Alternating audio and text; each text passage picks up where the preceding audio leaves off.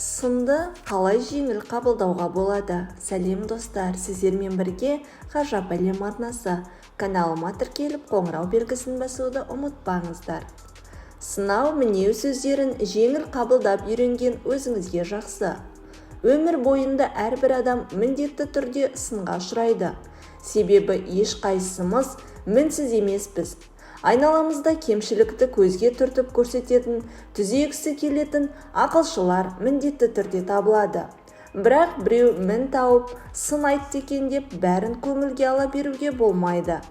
Әрбір сынның тұсында өз іс-әрекеттеріңді қайта қарап, өзгерте берсең, өзіңе деген сеніммен түк қалмайды. Эмоционалдық жай-күйге де кері әсері көп. Әрі-беріден соң түптің түбінде өзіңді таппай қаласың. Ендеше сынды дұрыс әрі жеңіл қабылдауды үйрену өте керек. Сыншының сапасы қандай?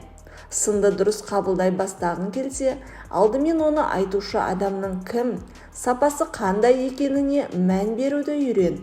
Кейде бізге жақсы танитын жақын адамдар ғана емес, кездейсоқ өтіп бара жатқан өзімізге түк қатысы жоқ жандар, алыс туыстар, көршіде сын айтады.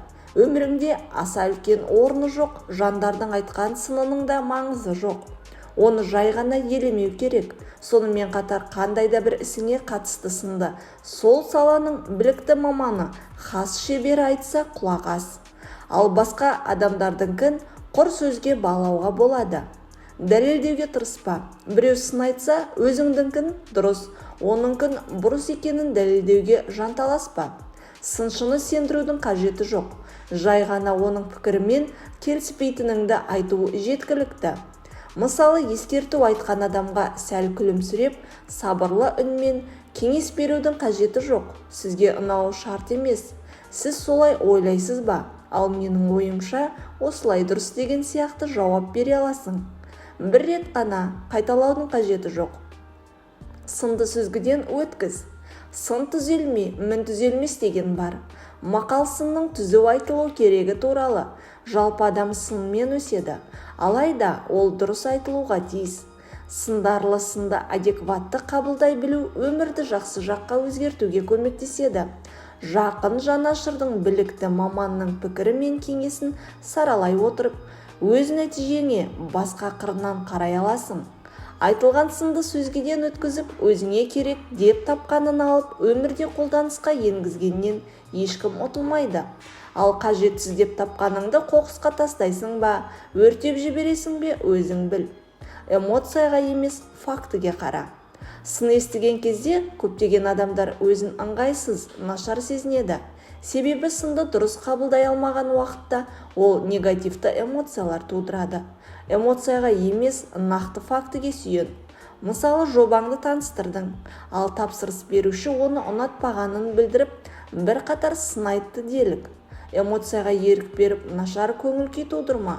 Жобаңның керемет екенін дәлелдеуге тырысып, қызыл кеңірдек болма. Тапсырыс берушіге ұнау үшін қай тұстарын өзгерту керек, жобамды басқа қырынан өзгеше әдіспен ұсыну қажет пе деген сияқты сұрақтармен қарайға әрекетіңді сарапта.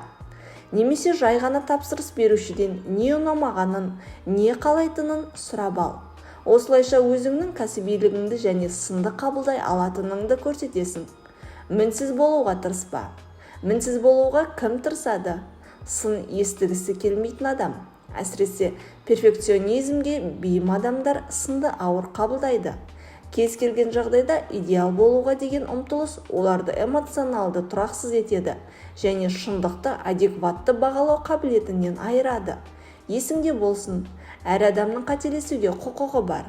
Қателессең, айналаңда жақсы, кеңес немесе бағыт-бағдар беретін адамдардың болуы қалыпты нәрсе. Мінсіздікпен емес, мінсіз болуға тырысумен күресу керек. Сынға ілігу қылмыс емес. Сын есту жаза емес.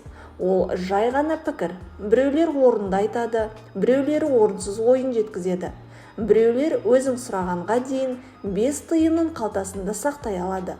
Енді біреулер сақтай алмай оңды-солды шашып жібереді. Оның қайсысын қағып алу, қайсысын құлаққа ілмеу, қалай қабылдау, бәрі де тек өзіңе байланысты.